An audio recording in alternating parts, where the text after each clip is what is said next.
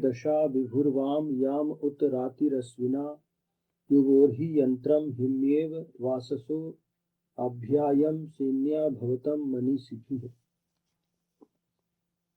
त्रिसप्त ही हमारा आज ही हो, तुम दोनों नवेदस व्यापक, हम तुम दोनों का परिचालन करते हैं और आय पंचमान से।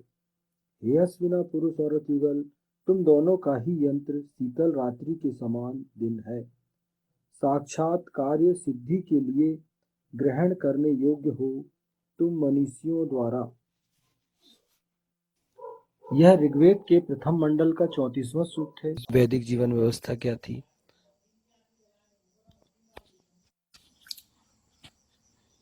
तो आप मनीषियों से, जो बुद्धिजीवी व्यक्ति मनीषी हैं, या जो समाज के ऐसे लोग हैं जो आप देख रहे हैं, जो पति पत्नी बहुत अच्छे से जीवन जीते हैं, बहुत सामंजस्य जिनके जीवन में, उनसे भी आप ले सकते हो। वो हमारे आसपास ही होते हैं, जिनकी पारिवारिक सुखमय जीवन हमको देखने को मिलता है, तो वो हमारे आदर से कहीं ना कहीं, तो आप उनसे मार्गदर्शन ले सकते हो, उनसे पूछ सकते हो। ऐसे लोगों से हमारे आसपास रहते हैं, बहुत अच्छे अच्छे लोग हैं। ऐसे लोगों से जो स्वयं एक सुखमय सफल दाम्पत्य जीवन, पारिवारिक जीवन जी चुके हैं, उनकी सलाहों को अपने स्तर पर सुविचारित कर अपनी परिस्थितियों के अनुसार साक्षात्कार सिद्धि करें। हाँ बिल्कुल, यही जो मैंने अभी बोला कि ऐसे लोगों से भी आप बात करें, उनसे बातचीत करें, कैसे कि हम कैसे मार्गदर्शन लें, हम कैसे आपके हिसाब से चलें, आपने कैसे सफल जीवन जिया है, हमें भी टिप्स दो।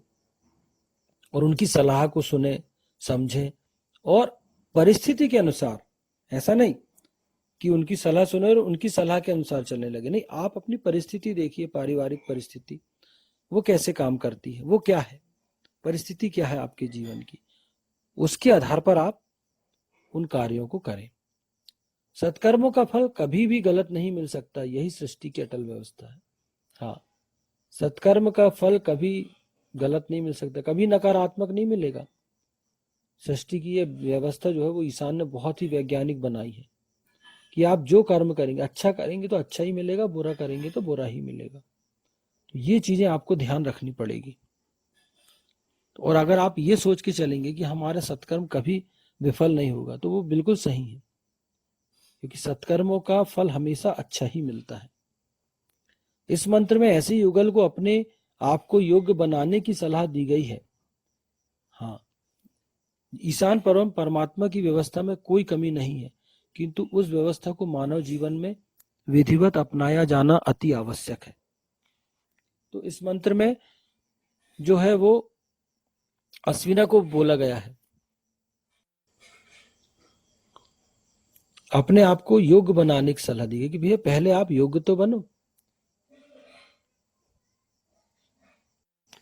तो यही चीज की अगर आप अपने आप को योग्य बनाएंगे, वो विशेषताएं अपने अंदर उत्पन्न करेंगे, तो आपको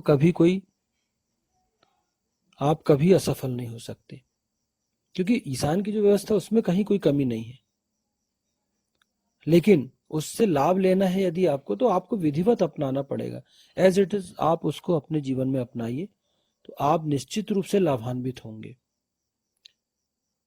लेकिन लोग क्या है, उस व्यवस्था को नहीं अपनाते। लोग कभी उन चीजों पर फोकस ही नहीं करते, जो समस्याएं आ रही हैं उनको कभी ढंग से नहीं अपनाए, उसको हल करने का प्रयास करते, और फिर काम बिगड़ता है तो बोलते अरे ये हमारे साथ क्या हो गया। तो एक प्रॉपर आपको एक ईशान ने एक व्यवस्था दी, उसको अपनाइए आप। और जब व्यक्ति उन व्यवस्थाओं को अपनाता है नियम पूर्वक, सैद्धांतिक रूप से, व्यवहारिक रूप से, तो निश्चित रूप से वो सफल होता है। यही वेद कहता है कि आपको मनमानी नहीं करना है। और दिक्कत क्या होती है, मानव स्वभाव यह है, वो मनमानी करता है, उसको जो अच्छा लगता है वो वही करता है, और वो चाहता है कि परिणाम मेरे अनुकूल हो। तो ऐसा नहीं होता ना, पहले तो आप मनमानी कर रहे हो।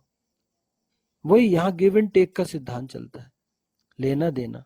जैसे मैंने बताया कि आय आपको हुई तो आपको दान देना है, क्योंकि वो चीज आपको मैनेज करेगी, वो आपके विचारों को, आपके कर्मों को मैनेज करेगी, आपकी सोच को मैनेज करेगी, आपके आर्थिक व्यवहार को मैनेज करेगी। उसी प्रकार आपके जो कर्म है वो भी आपको मैनेज करने होंगे। आपको ईशान के अनुसार, वेद के अनुसार अपने जीवन को नियम पूर्वक जीना होगा, तभी आप सफल हो सकते हैं। अगर आप नियमानुसार नहीं जिएंगे, आप मनमाना जीवन व्यतीत करेंगे, तो आप कैसे सफल होंगे? और आप कैसे किसी को ब्लेम कर सकते हो, ईशान को, वेद को?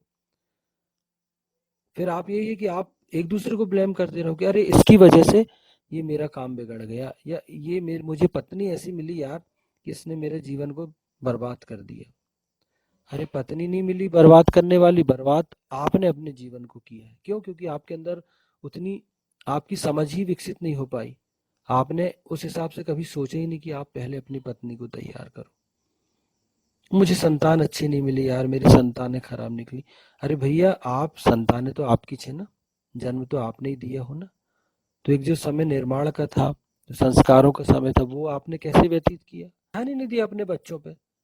अगर आप प्रॉपर सही तरीके से चलते तो आपकी संतानें आपके अनुसार ही चलती, वो आपके अनुसार ही बनती, उनका व्यक्तित्व आपके अनुसार बनता, एक रचनात्मक व्यक्तित्व बनता, सकारात्मक व्यक्तित्व बनता। नहीं करे, हम क्या करते हैं, दूसरों पे ब्लेम बहुत आसानी से करते हैं। क्यों? क्योंकि उससे हम मुक्त हो जाते हैं।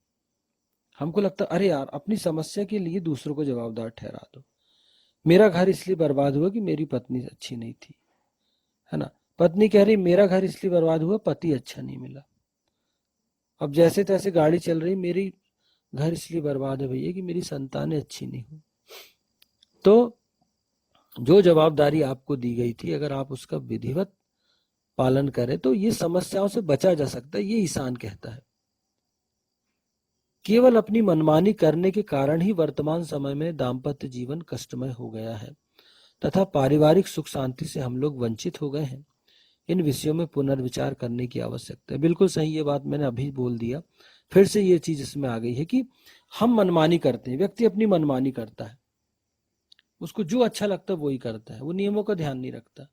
परिवार को कैसे चलाना है, कैसा व्यवहार करना, पति से, पत्नी से, बच्चों से, समाज से, उन सब चीजों का वो ध्यान नहीं रखता। वो अपने हिसाब से व्यवहार करता है, और उस चक्कर में क्या होता है उसका जीवन कष्टमय होता है। अब पति पत्नी के व्यवहार अच्छे नहीं है तो आपका जीवन, दाम्पत्य जीवन कष्टमय होगा, है ना। और आप दोनों अगर दुखी रहोगे तो परिवार में कैसे सुख शांति स्थापित होगी? तो इन्हीं सब विषयों में हमको सोचना चाहिए, पुनर्विचार करना चाहिए कि यार हमसे कहाँ गलती हो रही है। कहीं तो हमसे गलती हो रही है, क्योंकि अगर कहीं से गलती हो रही है इसीलिए परिणाम सुखद नहीं आ पा रहे हैं।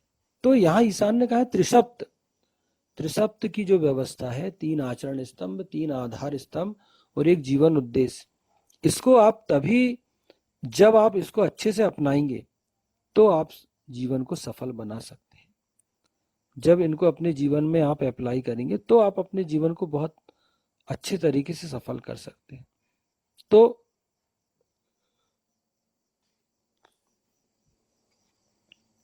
आपको फोकस यहाँ करना है, फोकस अपने आप पर करना है, कर्म पर करना है। और यहाँ पर ईशान ने अश्विना के विषय में बात की, मतलब पति पत्नी दंपति, तो यहाँ दंपति को ही संबोधित किया गया है। तो इसलिए अगर आप दंपति हैं तो आप सावधान हो जाएं कि आपको कैसे जीवन जीना है, क्योंकि आप जब इस चक्र को पूरा करेंगे तो आगे और आपके लिए फिर ईशान ने आगे मंत्र थोड़ी समाप्त हुए अभी, मंत्र तो अभी आने ही वाले हैं ना। वेद तो आप पढ़ोगे तो अगला मंत्र आएगा, तो उसमें कोई और जवाबदारी दी गई है। आप जितना अपने आप को परिपक्व करते चले जाएंगे, ईशान आपको उतनी जवाबदारी देते चला जाएगा, और सुखों का भी जो स्तर है वो बढ़ते चला जाएगा, सुख समृद्धि का स्तर। क्योंकि आपने एक पड़ाव पार कर लिया तो अब आप उसके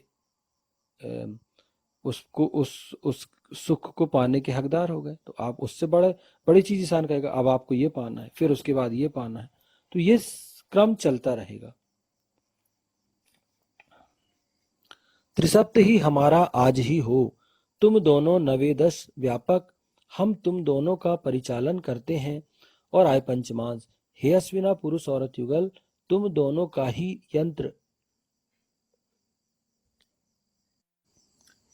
शीतल रात्रि के समान दिन है, साक्षात्कार सिद्धि के लिए ग्रहण करने योग्य हो, तुम दोनों मनीषियों द्वारा।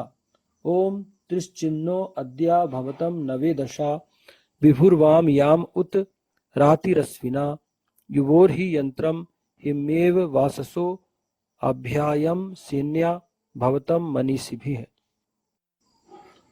ओम वैदिक पर्सपेक्टिव के इस YouTube चैनल को सब्सक्राइब करें, वीडियो को लाइक व शेयर करें।